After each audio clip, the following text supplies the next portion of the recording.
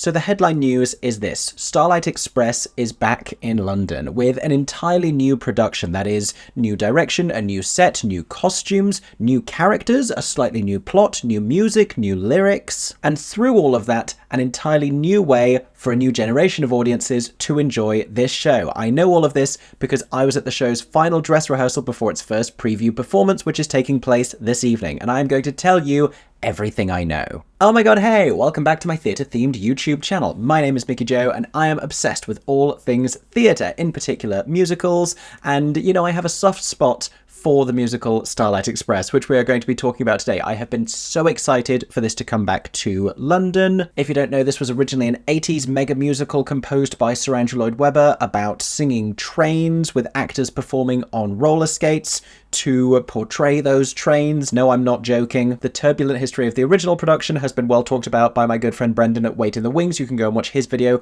all about the history of Starlight Express, but today I am here to talk to you exclusively about the brand new production about to open at the Troubadour Theatre in Wembley Park, aka the West End Revival. Yes, I'm calling it West End. I know Wembley is a trek, believe me, I know. Anyway, before we get into all of the juicy details that I want to share with you today, a little bit of a disclaimer. Now, regular viewers of my videos will know that I love a disclaimer. I love an extraordinary amount of context, and you can keep complaining about the length of my introductory sections in the comments. It's not going to change my mind. What I need to tell you today is, even though if you do know me on YouTube, what you may know me for is reviewing theatre, this is not a review. That is because the show, when I saw it, was not yet open for the press. In fact, it hadn't even started previews, because what I saw was the final dress rehearsal, an open dress rehearsal that I will say I was not invited to attend by the production or by the creatives or by the press team or by anyone in that capacity. I simply got tickets through a friend of a friend. And the mindset that I went into that performance with was one of enormous intrigue. I wanted to know about all of the changes, about this new production, what the theatre-going experience was like, and what the updated version of the show was like, how it compared with the version that I knew, having seen the UK tour years ago, having performed ish in a community theatre production also years ago. No, I still haven't seen the Bochum one. Yes, I know that I need to very badly. I want to make it happen. Anyway, all of this to say, I wasn't really going into it with a critical mindset. I wasn't viewing it through that lens. I was there as a fan of Starlight Express. Now, I will be reviewing the production with a full video review here on my channel once the show has opened, and that is going to be happening later this month. So if you want to make sure you don't miss that content and my verdict on whether or not this is a good production of the show and whether the show is even good in and of itself, you will have to make sure you're subscribed to my theatre-themed YouTube channel with the notifications turned on so you don't miss that video. And if you're really eager, then my channel members are going to get to see it first, and you can become a channel member at the link in the top of the description of this video. Anyway, my point is, as I tell you about all of these changes, I'm going to avoid passing judgment either way on whether I think this is like beneficial or, you know, dramaturgically sound or whatever. I'm just going to tell you factually what is different and what this production is like without commentary. The other thing I will say is, technically I saw a pre-previews version of the show. Between then and the first preview performance this evening, things may have changed. Any number of things about the production could have changed, and during previews they may also change. So if anything that I'm saying does not reflect the experience that you have or the show that you see by the time that you go and see it, that may be because it's been updated. Everything I'm going to share with you is true as of the time of me saying it. I'm also going to try not to give you any spoilers about the plot. If you know Starlight Express already, I'm going to relate things to the roles that those characters or those plot lines fulfilled in the previous version. So I might say that X does the same thing as Y did, and for people who don't know the show, it's not a spoiler, but for those of you who do, you will understand what I'm talking about. So let that be known. Anyway, I think that's enough of a disclaimer, don't you? Let me tell you what this new production of Starlight Express is like. So let's start with the design. Now, at the time of me filming this, they have already released a photograph of what they are now calling the Starlight Auditorium at the Troubadour Theatre. And the way that I entered the auditorium, there are two entrances that you can use at the Troubadour. One of them is immediately on your left as you go in to the left-hand side of the bar area. The other one is down by the toilets as you go to the right of the bar area. I did the toilets adjacent entrance, And so if you go in that way, as you come through, you get this frontal view of the stage. The stage is in the same place that it was for Newsies at the Troubadour, but the auditorium feels very different and is very differently configured in terms of the seating for a handful of reasons. The entire floor level has been raised up so that they can do some stuff underneath. The ceiling feels lower because all of the tech is rigged lower, so it doesn't feel as tall. I mean, it isn't as tall as the Newsies set was in that space. It also feels a lot more intimate. It's still 1,000-seat capacity, I believe, but it definitely feels a lot more intimate, which, you know, I think can only be a good thing. See, I'm passing commentary already. Bad. Now, the aesthetic of the thing is quite different to productions of Starlight Express that we've seen before. It's very much in line with the marketing materials that they've released so far. It's very futuristic. It's a little bit Tron meets the set for the competition series Who Wants to Be a Millionaire, or like a lot of those early 2000s BBC competition series, like the set that the studio for like Over the Rainbow, the Andrew Lloyd Webber casting program to find the Dorothy and the Wizard of Oz, like it looks a lot like that. It's a lot of like glowing blue neon lights. There is a central circular stage area around which there are sort of 4 Trivial Pursuit pie-shaped segments of audience seating, which are the closest to the stage. And then there is the largest track that runs all the way behind those audience members in a big old oval. That track links up to 2 slopes that go up to a higher level at the back of the stage. And there's an entrance behind that the cast members can come from. And there's also a ramp area that goes from that higher section down to the main circular section. I hope this is making sense. I'll try and put a picture here so you can relate that. There are 2 sort of gallery viewing areas for audience members up above those ramp areas, sort of to the side of the stage and sort of a little bit behind that circular section. And then the rest of the seating is all traditional tiered seating going back from the outer level of the track. Now, the central stage area has a couple of tricks to it that I'm not going to elaborate on because I don't want to give you spoilers about specific things that the production does, but they're very much like tools that Luke Sheppard has utilized before as a director. If you don't know Luke Sheppard's work, he has most recently been known for directing shows like The Little Big Things at Soho Place, and also the West End and Broadway musical and Juliet, soon to tour the UK. In terms of the set, there are very few pieces to speak of that actually get brought onto the space. I mean, they're roller skating around, so, you know, that's a trip hazard. But we do have these backgrounds on video screens, which are used a couple of times, and there's a motif because we begin in a child's bedroom, as Starlight Express traditionally does. This is Control, who, if you don't know, the conceit of the whole thing is that it's a child playing with their trains, and the trains come to life, and they are envisioning this race between all of the trains and all of the psychosexual politics that come with that, oddly. But there is a solar system mobile above their bed, and this is also incorporated in a fun way into the set design. And again, I'm not going to tell you specifically how. I'm going to let you find out for yourselves. Either that or wait until my full review when I'll probably talk about it more openly. But while we're talking about design, the other major thing that we have to address is the costumes. So these are new costume designs from Gabriella Slade, who created the Tony Award-winning costumes for Six the Musical, also the UK tour of the Cher Show. And the Starlight Express costumes are pretty iconic, so this was a tall order for Gabriella to create something completely new that still invoked the essence of all of these characters. If you don't know the show, the characters all have different backgrounds. Some of them are steam trains, some of them are electric trains, some of them are diesel, some of them are freight trains, some of them are coaches, and they have different personalities that go along with that. A photo has already been released of Rusty's costume, which is a lot more orange than traditional versions. You know, the one before, the original Rusty costume, had orange accents, and this is predominantly orange. He also has these cool sort of neck cowl pieces that imitate the thing, like the grate that goes on the front of a steam train, like the sort of the half hemisphere thing. I clearly don't know enough about trains to be having this conversation, but there are a lot of fun elements that have been brought in to costumes in a more subtle way. Like the original costumes, you had a dining car with a hot dog on their head. Like, I would say the way that train features have been incorporated into these costumes is subtler. There are also nods to the purposes of each train, but for the most part, we are playing with very bright colour. You have Greaseball, who is bright yellow. Electra and Electra's entourage have this different sort of more black sleek look with this slicked back, short blonde hair, very like Linda Evangelista 90s supermodel editorial aesthetic, maybe. And if I was to guess the components of the mood board of this costume design, I would say that, like, it's very Six the Musical familiar. It's also like Judy Jetson. It's also futuristic Drag Race Challenge. And this is probably not a reference you're expecting to hear out of my mouth, but like the Halo Reach video game where you could customize your own Master Chief-esque protagonist, it's giving that as well. But in general, the aesthetic of the whole thing much more futuristic than other productions of Starlight Express. Now let me give you an overview for the production, and I kind of teased this idea before, but it's very much for theatre fans. You'll know what I'm talking about here.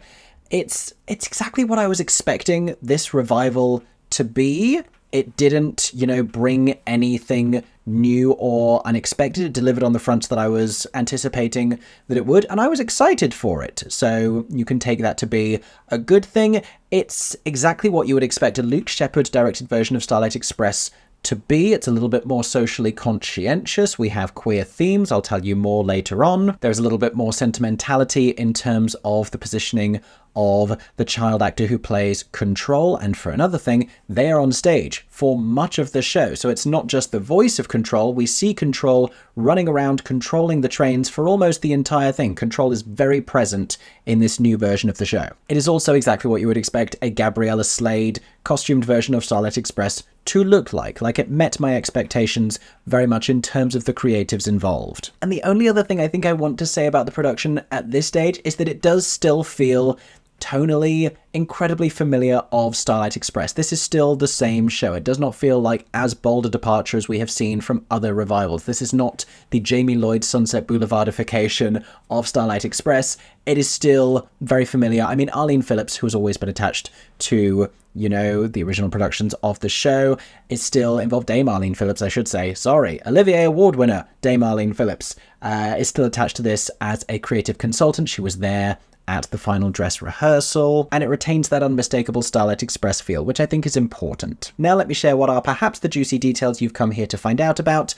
New music, new lyrics, new characters, new plot. I'm going to tell you about it in a spoiler-free way. Here we go. So let's start with the characters then, because this kind of introduces the other things that I'm going to talk about. Now, if you know Starlight Express, you will know that we have seen a lot of change of character names across the years. Some of these have been for the characters of the national trains, who are sort of other background participants in the races that take place during the show, but they are not key characters. We don't really find out much about them.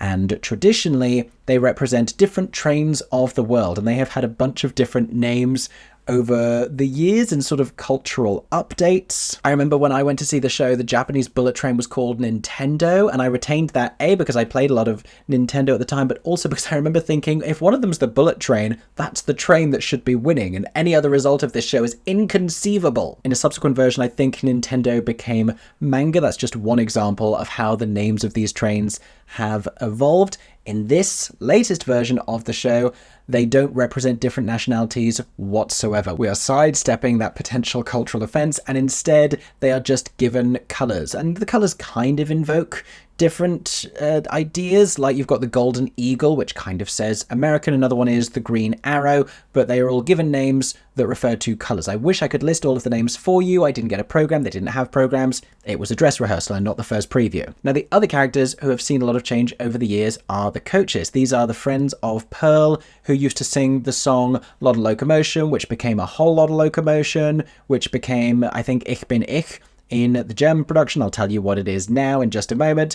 But, it's been Pearl and Dinah are the two kind of like constants, Pearl being our main female protagonist and Dinah being kind of the leader of the trio of the other coaches. Over the years, we've had Buffy, we've had Duvet, we've had one called Carrie, quite recently, I think, maybe even still now in Bochum, who is the luggage car. Oh, Ashley, how could I forget Ashley? Ashley, the smoking car, who had a whole verse about how she couldn't give up smoking, and that, sensibly, that's been cut. So in this new production, the other two coaches are Belle, who has featured in previous productions before, was a feature of the original production, but in a very different capacity, and is different to Duvet, but Belle is also a sleeping car, and Tacita, who is the quiet coach. Now, outside of changes to their names, they kind of fulfill the same role that those characters have done in every other iteration of the show, and there's no material that really refers to specifically those new characters. Now, the show originally featured an older steam train character called Popper. In more recent versions of the show, this has been changed to Mama. In this production, it is Mama McCoy. This is how it currently is in Bochum, and I think this change started in Bochum because of the casting of the London revival Pearl as Mama over there. This was also reflected in a recent workshop version of the show in London and seems to just be how Starlight Express is going to be moving forwards. Now, Rusty is still Rusty, Greaseball is still Greaseball, although Greaseball is referred to with female pronouns in this version of the show. Greaseball is now a female train. Dinah is still a female train and still, expresses the same sentimentality towards Greaseball, so it does kind of invoke, if not explicitly stating, the idea of WLW sapphic lesbian trains, which we love to see during Pride Month and honestly all year round. Thrilled about that. Delighted, you might say. And I hope that you all are as well. Like, the affection between the two of them is really just the Disney version of it, where it's like Dinah really wants to go with Greaseball to the race and is sad when Greaseball chooses somebody else, but it's not like super explicit as to what those emotions are. In fact, a lot of the romantic and, dare I say, sexual undertones of the lyrics exist only in material that has been cut from this version. Most of it in the introduction of The Four Coaches, the song that was a lot of locomotion that became a whole lot of locomotion that became Ich bin ich. If you don't know, it was a very suggestive number that became a slightly more empowered girl band number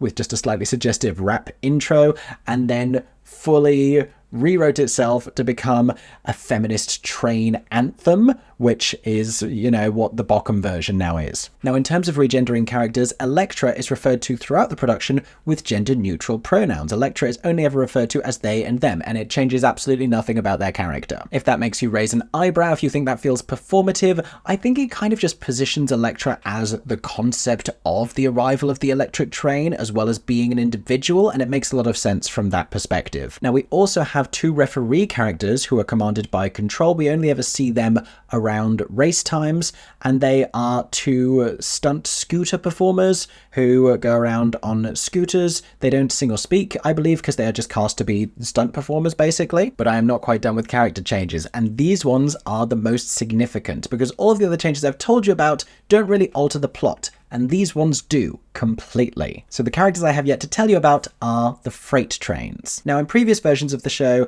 these included a set of generic trains, as well as specific named characters like the Red Caboose, who later became CB for inexplicable reasons, and Dustin, the Big Hopper. The generic freight trains I mentioned, they may have originally been the Rockies that then became the Hip Hoppers. In any case, in this version, all of those characters are gone, and there are 3 freight trains who all have a name. They are the Porter, Slick Oil, and Hydra, the hydrogen train. This obviously being a technological advancement that was not around at the time of the original production of Starlight Express, I'm assuming, unless I've said something scientifically incredibly foolish, in which case someone will tell me in the comment section. We know I know things about theatre and almost nothing else. I am not Mickey Jo Trains. Listen, much as I would love to be, Francis Bourgeois has the market down on that one. I wonder if he's going to see Starlight Express. Oh, I bet he'll be at Gala night. Anyway, these are the 3 freight trains who arrive with strong opinions about, how trains ought to be, which everyone has in this show if you don't know. And I'm going to tell you what they do in the show in the next section as I tell you about the changes to the material and the plot, again, without spoilers. So staying with those 3 freight train characters then, Porter, Slick Oil, and Hydra, it's the latter 2, Slick Oil and Hydra, which are the most important because they replace the arcs of pre-existing characters. Slick Oil basically takes on the role that was played by the Red Caboose, who became CB in previous productions, and sings the song High Style, Wide Smile. Wait, hold on. Is it Wide Style, High? That doesn't, no, it's got to be Wide Smile. Okay. High Style, Wide Smile, or the other way around. That's the song. It's been cut from the show before, it's back in, and it's sung by Slick Oil. So Slick Oil picks up that Red Caboose material, but the section of freight where the Red Caboose was originally introduced, where they were like, at the back of every piece of track, I'm right behind you, gone. Cut, buried, over, mourn it, move on. Similarly, all of the moments that referred to Dustin, the Big Hopper, all of the whole I'm the big hopper, I'm not a box, yeah, your head is full of rocks, they're not rocks, they're bits of gravel. Gravel has the right to travel. To my despair, gone. Honestly, some of the finest lyrics in the show, like gravel has the right to travel. Come on now. But in terms of the way that the races function, Hydra fulfills the same role that Dustin, the big hopper, did, but with a very different approach and with a very different characterization, and it comes to have a different connotation. This also becomes pretty pivotal in the tying up of the whole thing at the end. Now, Hydra actually gets what I think we're calling an entire new song written for this production. There is a recurring hook that Hydra sings. It's kind of their like scientific political mantra about the concept of hydrogen. I could absolutely sing it for you now because it gets repeated a lot and it has been in my head, but I'm not going to spoil it for you. But that is something that we hear a lot. But that's not to say that's the only new music for this production. There is so much that's new, or at least that is new to me. Maybe this has already been introduced in Bochum, but even the title song, Starlight Express, for example, the verses are different. It is not the whole, when your good nights have been said and you are lying in bed with the covers pulled up tight. Gone. Instead, we have a different verse leading into the same recognizable chorus, Starlight Express, Starlight Express. That's still there, thankfully. Verse is gone. Now, I mentioned the song that the coaches sing having evolved over time, and I'm happy to say that it is the Bochum version, Ich bin ich, aka I've Got Me, that is used in this version. We are doing feminist train anthem and not suggestive slutty train song, which, nostalgia aside, I think you'll agree is probably for the best. But it is not the version that you may know, because in I've Got Me, at least the one that was recorded that I've been listening to on Spotify, Pearl has a section towards the end where she's like, I know I'd better make a move, I'm something too long. That's gone. Instead, there's another different little melody section that happens at some point during the song that I can't necessarily recall because, I was too busy reacting to it and I wasn't audio bootlegging the show. I'm sorry. In fact, I won't apologize for that. I'm sure there is more different music. I'm just struggling to think of the specific moments where it happens. There are new lyrics all over the place, like a lot of random new lyrics all over the place. Light at the End of the Tunnel has updated lyrics from the version that I knew from a previous version of the song. Who sings what in different songs has been reallocated. Like Rusty sings a lot more of Crazy than I remember. A lot of the lyrics of like Call Me Rusty have been changed. Like, again, it's still familiar Starlight Express. Like, for the most part, it's the same score you'll recognize, just rejuvenated and updated. And anyone who enjoys and follows Andrew Lloyd Webber shows know that this is also nothing new. Like, Andrew Lloyd Webber loves to tinker with his own work, and there will be so many different updates even while a show is running. Even as a show is closing, the man still changes things. I will say the ones that I mourn, Rolling Stock Reprise is gone entirely. Dinah's Disco is gone. She reprises a different melody instead, but Dinah's Disco was kind of weirdly my favourite song in the entire show, I think. The bit where she's like, you never whistled at me, ba, ba.